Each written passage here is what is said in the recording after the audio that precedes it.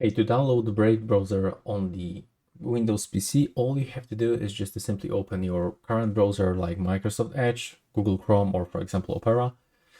Then when you are on your search engine, you have to input this phrase, Brave browser download, and simply click on the first website, thebrave.com. That's official website. From this, we have to select to get from the Microsoft Store or get from the website. In my case, I'm gonna get it from this website. So click on this button, get Brave browser. And now when it will be downloaded, you will have to click to open the file. Click OK for this pop-up window.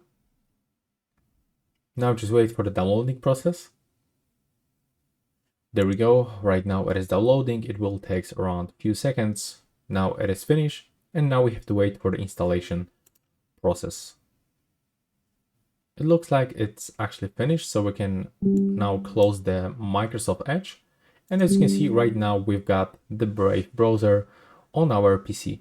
And that's how it looks right now. Please subscribe to my channel and see you in the next one.